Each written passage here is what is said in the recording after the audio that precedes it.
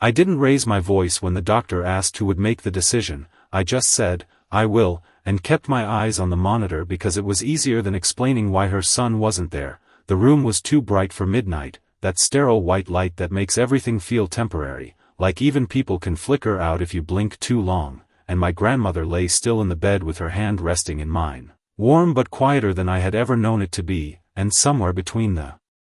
steady beeping and the soft shuffle of nurses changing shifts, I pulled my phone out and called my father again. I let it ring all the way through. I watched his name sit there on the screen like a question he didn't want to answer. Then I called again, because sometimes people need a second chance to do the right thing, and when he finally texted back, it wasn't a call, it wasn't even a question, just a message that said, "I'm tied up tonight," like she was a dinner reservation he could move.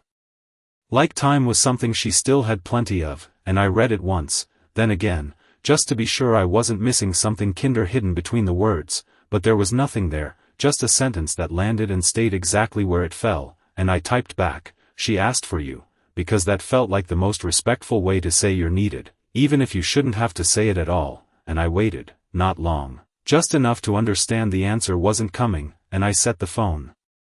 face down on the small table beside her bed next to a plastic cup of water no one had touched, and I adjusted the blanket over her shoulder the way she used to do for me, small, careful movements, like kindness could still matter in a room like this, and I leaned closer and said softly, "He'll come, because I have always believed in giving people the version of reality they deserve, even when I'm not sure it's the one they'll get," and her fingers tightened just slightly, or maybe I imagined it. But I chose to believe she heard me, because belief is sometimes the only thing you can offer when everything else is out of your hands, and the nurse stepped in and asked again, gently this time, "Is there anyone else we should call?" And I smiled, not because anything was funny, but because smiling keeps the room from breaking apart, and I said, "No, I'm here," and that was the truth, the kind that doesn't need explaining, and somewhere down the hallway a phone rang and footsteps moved quickly and life continued in all the ways it does when it doesn't belong to you. And I sat there holding her hand, listening to the rhythm of a heart that had shown up for everyone else its entire life, and I thought, not for the first time, that absence has a sound, it's quiet, but it fills the room more than anything else, and I glanced once more at my phone, still dark, still, and I didn't call again, because there is a point where reaching out becomes a kind of begging, and my grandmother never raised me to beg for someone's presence. She taught me to recognize it, to honor it when it's there, and to remember it when it's not. And in that moment, sitting beside her, I understood something I hadn't fully let myself see before, that not everyone leaves loudly, some people leave by not arriving at all. I have always believed that people reveal themselves in the moments they think no one is paying attention, not in speeches, not in holidays, but in the quiet decisions they make when showing up feels inconvenient, and my father had a way of turning absence into something that sounded reasonable, something polished, something you could almost defend if you did not look too closely, and I learned that slowly, the way you learn the rules of a house without anyone ever saying them out loud, because growing up, there were nights when my grandmother would set an extra place at the table out of habit, then clear it before the food even cooled, and she would say, "He must be busy," in that gentle voice that never accused, never demanded, and I used to nod along because I thought kindness meant agreeing with the explanation that hurt the least, but now, sitting in that hospital chair with my hand wrapped around hers, I could hear those same words echoing in my head, only they sounded different. Thinner somehow, like something that had been stretched too many times, and I found myself saying quietly, "You do not have to explain it for him anymore," though I was not sure if I was speaking to her or to myself, and the nurse returned with a clipboard and asked me to confirm a few details, full name, date of birth, insurance information, questions that expect clear answers, and I gave them one by one, steady, careful, because when everything else feels uncertain, facts are something you can still hold on to, and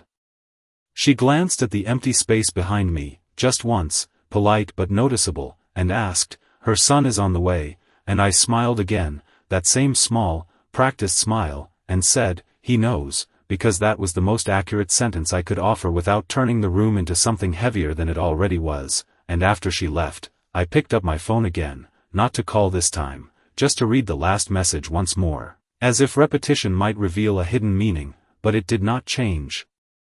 It stayed exactly what it was, and I thought about all the times growing up when I had tried to fill in the space he left behind, small things at first, bringing my grandmother her tea before she asked, fixing the loose handle on the kitchen drawer, sitting with her during the evenings when the television played quietly in the background and neither of us really watched it, and she would tell me stories about how my father used to be as a boy, how he used to run to her when he fell, how he used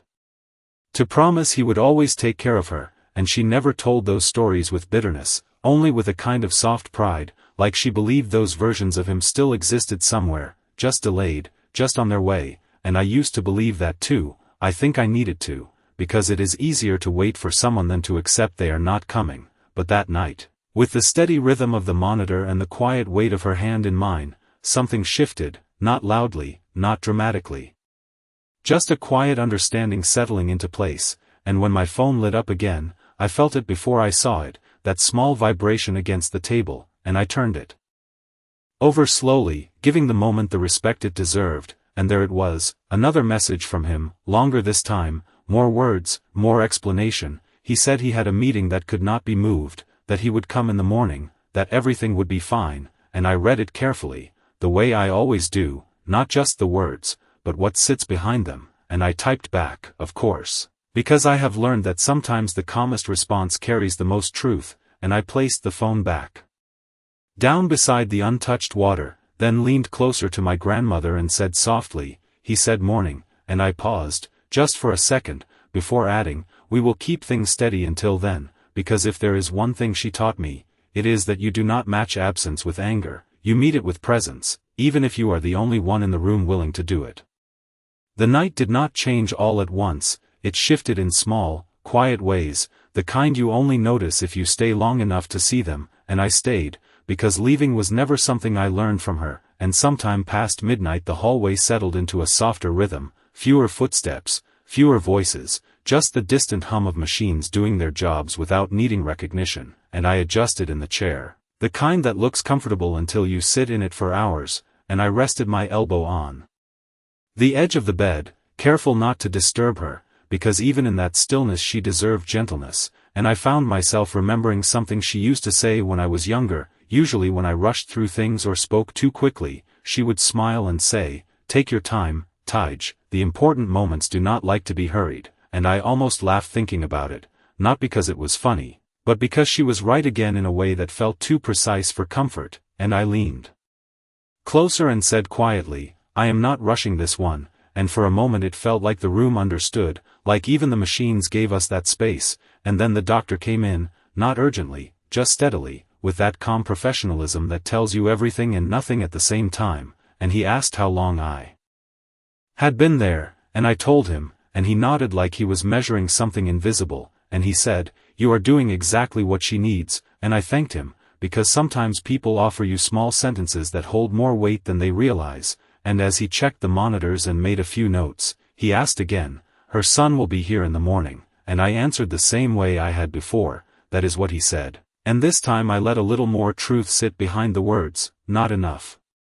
to make it heavy, just enough to make it honest, and after he left, I looked at the door for a moment, not expecting it to open, just acknowledging that it could, because hope does not disappear all at once, it fades in layers, and I gave it that chance, a quiet, respectful one, and when nothing happened, I turned back to her and smoothed the edge of the blanket again, a small habit now. Something to do with my hands so they did not feel as still as everything else, and I noticed the cup of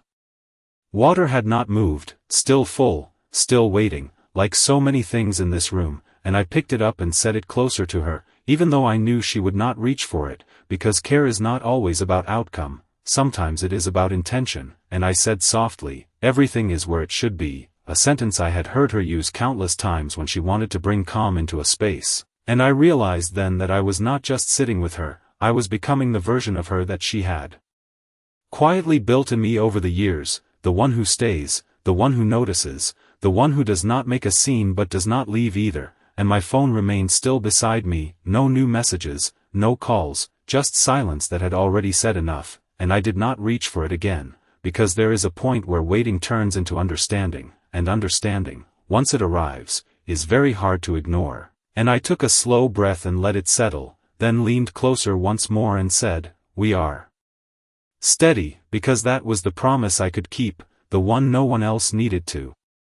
approve, and for the first time that night, I stopped listening for footsteps in the hallway, because I already knew whose they would not be.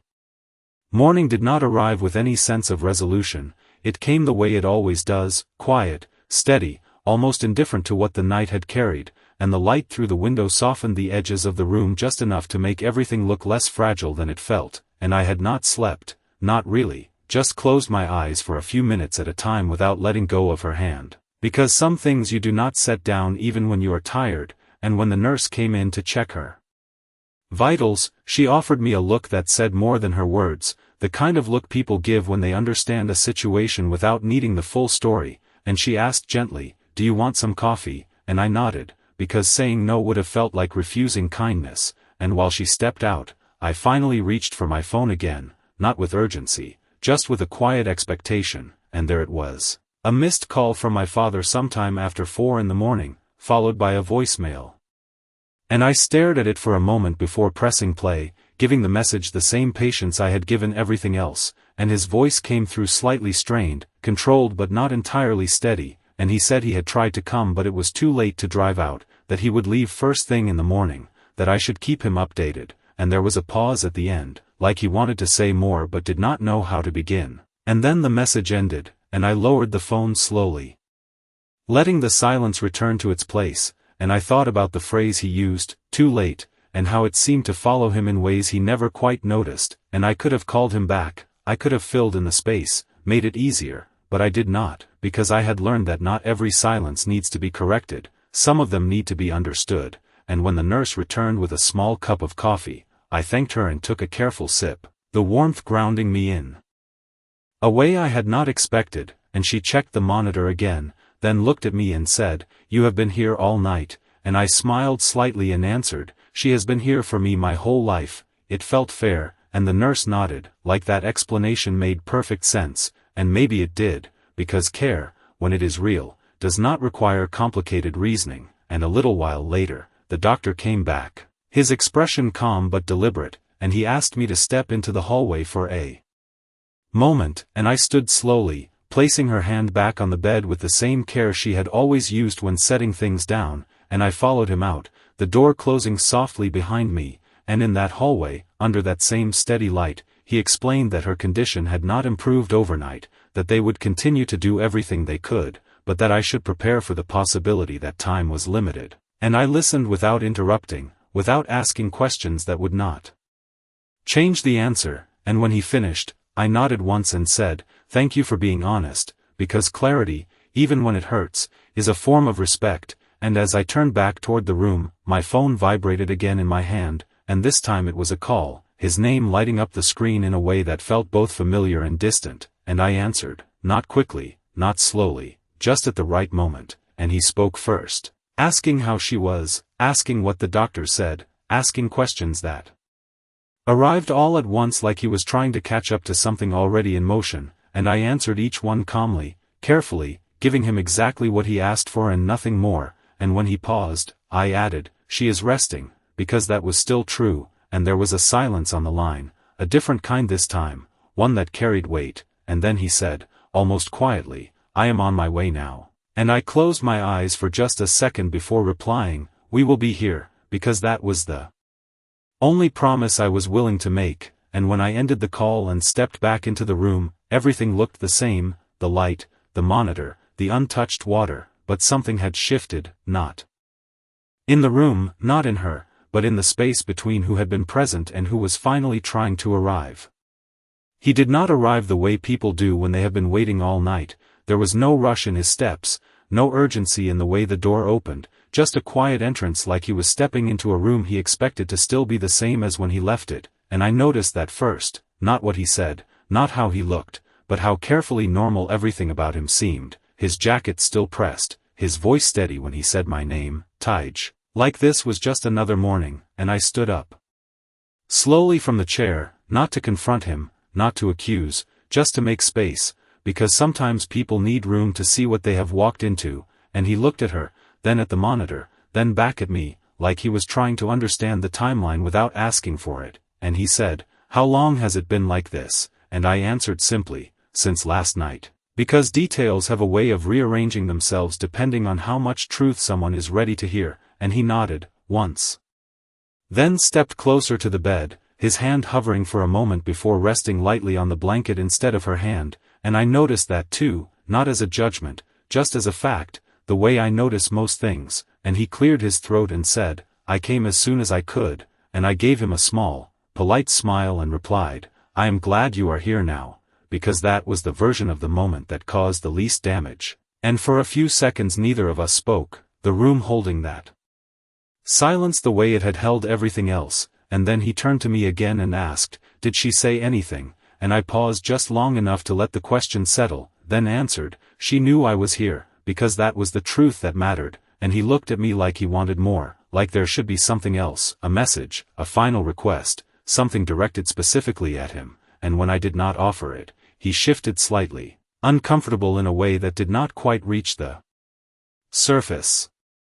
And he said, almost defensively, "I had a meeting I could not miss," and I nodded, not agreeing, not disagreeing, just acknowledging the sentence existed, and replied, "You usually do," and it landed softly, without sharp edges, but it stayed there between us longer than anything else that had been said, and he exhaled slowly, then pulled a chair closer and sat down, finally placing his hand over hers, tentative at first, like he was relearning something he used to know, and I watched for a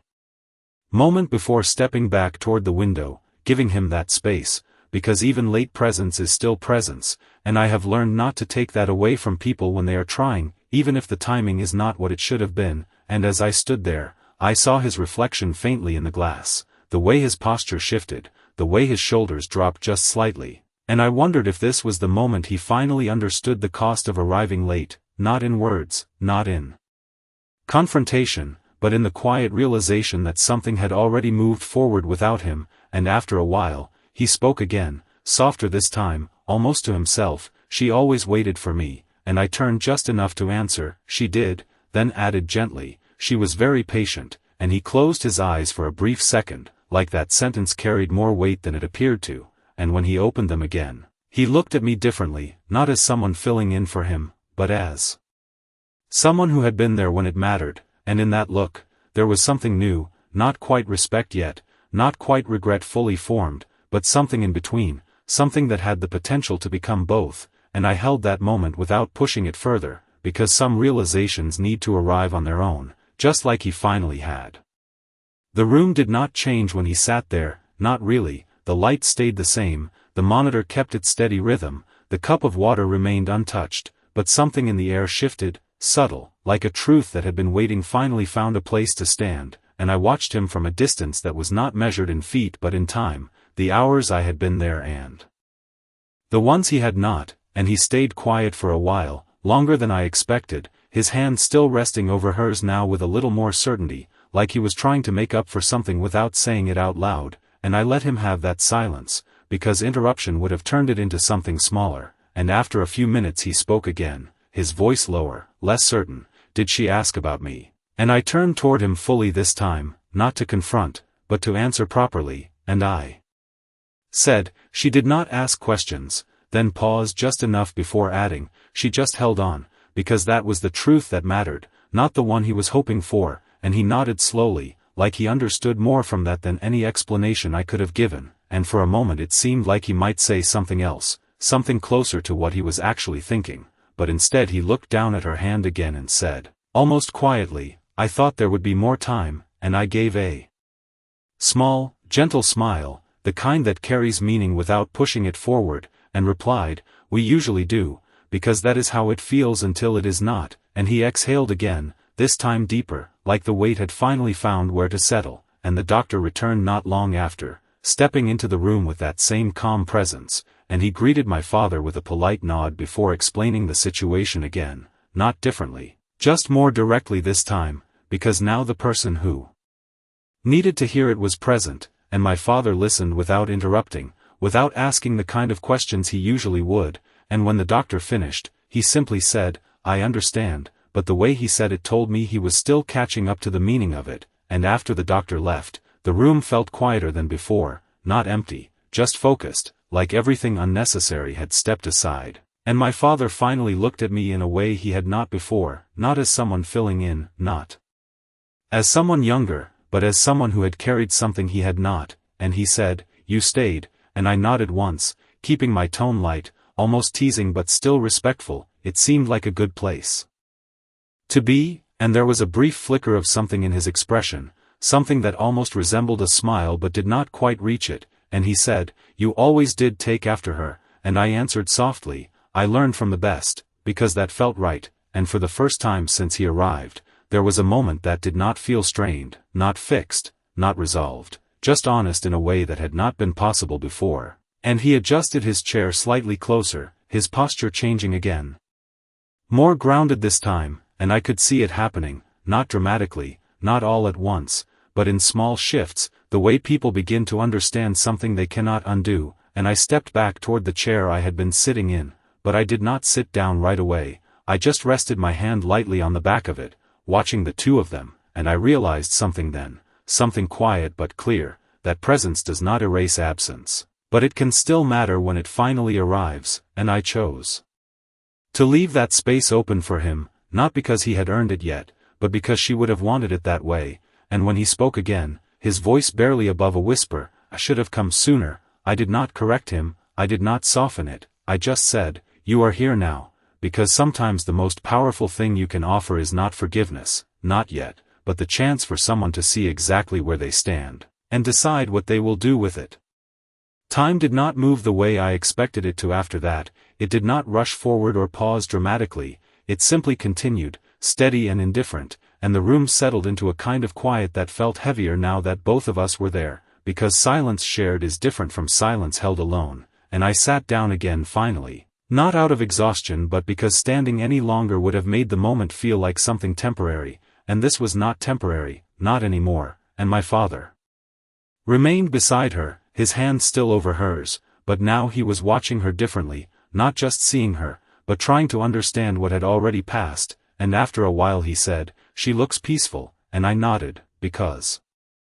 that was true, then added gently, "She always liked things calm," and he gave a small breath of agreement, like that detail connected to something deeper in his memory, and for a moment it seemed like we were both thinking of the same kitchen, the same warm light, the same quiet evenings that had shaped more than either of us had realized at the time. And then the nurse stepped in again, soft knock, soft steps, carrying a clipboard and a look that told me something had shifted, not urgently, but definitively, and she spoke carefully, addressing both of us now, "We would like to run a few final checks," and I noticed the word she chose, final, not dramatic, not emphasized, just placed where it needed to be, and my father straightened slightly, like that single word had reached him more clearly than everything before it, and he asked, "What does that mean?" And she answered with the same steady tone, "It means we are making sure she is comfortable," and he nodded, but this time the nod was slower, more deliberate, like he was finally allowing the meaning to settle instead of moving past it, and when she stepped out again, the room felt smaller, not physically, but in the way important moments narrow your focus until only a few things remain, and he looked at me again, searching, and said, "Was she in pain?" And I shook my head gently, "No, she was not alone," because that was the answer that mattered most. And he lowered his gaze, his hand tightening just slightly over hers, and I could see it clearly now, not just regret, but recognition, the kind that arrives too late to change what happened but early enough to change what comes next, and I leaned forward just a little and said softly, "She knew you would come," and that made him look up quickly, almost surprised, and he asked, "She said that," and I held his gaze for a moment before answering, "She believed it," because belief, in her world, had always been stronger than proof, and he swallowed quietly. Like that sentence landed somewhere deeper than anything else had, and the monitor beside her continued its steady rhythm, each sound marking time in a way that felt both precise and fleeting, and I noticed the cup of water again, still full, still waiting, and I picked it up, turning it slightly in my hands before setting it back down exactly where it had been, because some things do not need to be changed, they just need to be acknowledged, and as I did, my phone vibrated softly on the table, and I glanced at it without picking it up, just enough to see the name on the screen, a number I did not recognize, but one that carried a certain weight just by its timing, and I let it ring once more before answering, stepping slightly toward the door so my voice would not disturb the quiet behind me, and the voice on the other end was formal, measured, introducing himself as an attorney, asking if I was available to speak regarding my grandmother's arrangements, and I listened carefully, my tone calm as always, and said, "Yes, I can speak," and as he continued, explaining that there was a document that needed to be reviewed in person, that it was important all immediate family be present, I glanced back into the room, at my father sitting there, finally present in a way he had not been before, and I said, "We will be there, because some moments do not end in the room where they begin, some of them wait just a little longer, for the truth to be read out loud." We did not speak much after that call, not because there was nothing to say, but because the room had already said enough, and when the nurse returned a final time, her steps were even softer than before, her voice carefully measured as she explained what would happen next, and I stood beside my father, not in front of him, not behind him, just next to him, because that felt like the right place now, and when it was over, it did not feel loud or dramatic, it felt quiet, almost like the room had exhaled and then chosen not to take another breath, and I reached for the blanket again, smoothing it the same way I had all night, small, precise movements, because care does not stop just because time does, and my father remained still for a moment longer before standing, slower than usual, like his body was catching up to something his mind had already begun to understand, and he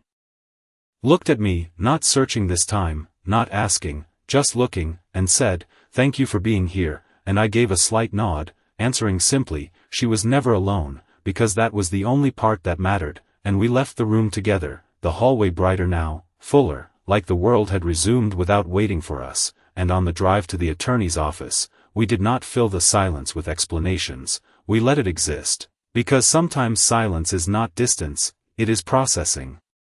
And when we arrived, the building was exactly what you would expect, quiet, orderly, the kind of place where things are decided carefully, not emotionally, and the receptionist greeted us with a calm professionalism and asked us to wait, and we sat side by side, not quite speaking, but not distant either, just present in a way that felt new, and when the attorney stepped out, he introduced himself with a steady handshake and a voice that carried both formality and respect, and he led us into a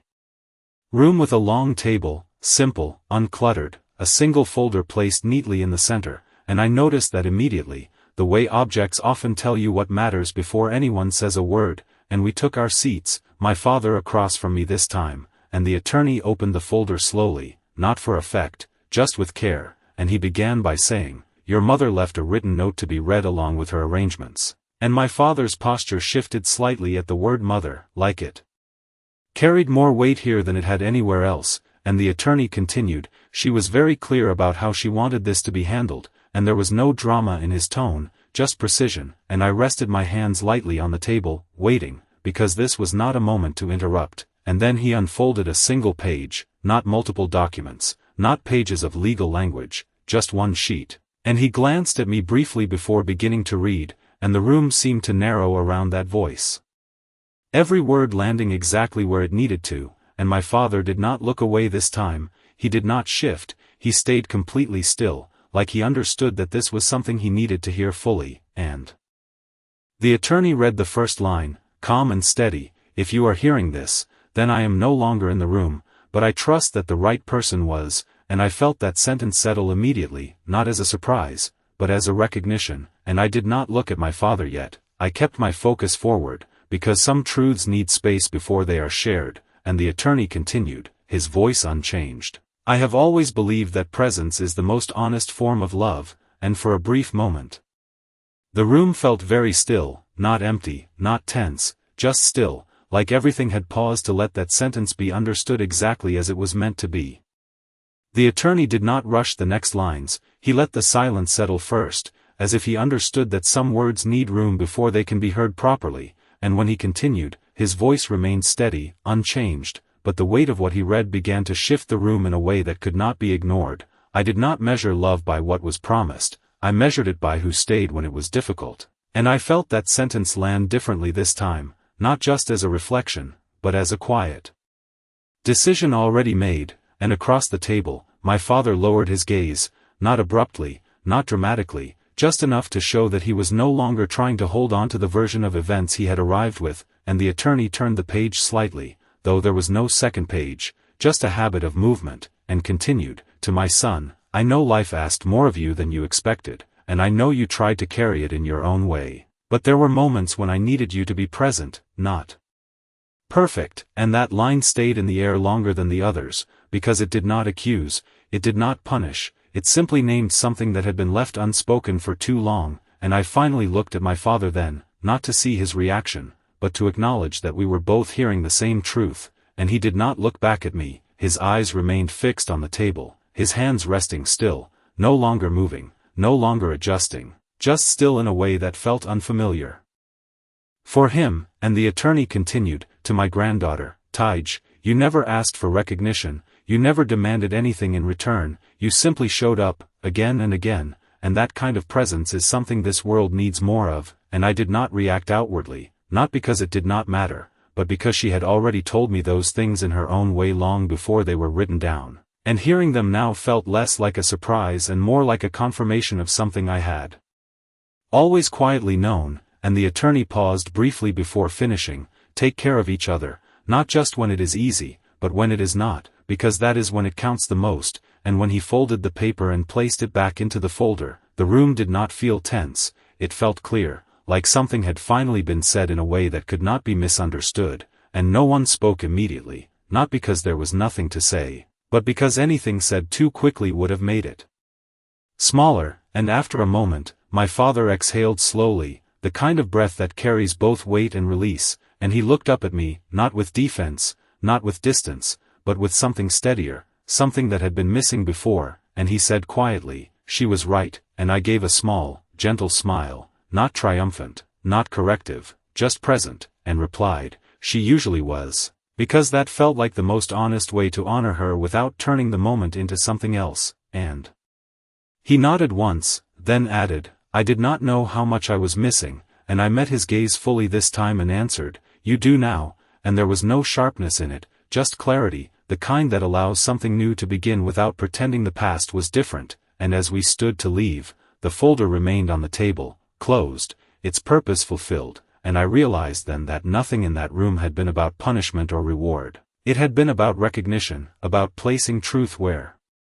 it belonged so it could be seen clearly, and as we walked out together, the hallway felt different than before, not lighter, not heavier, just honest, and for the first time since the night began, I did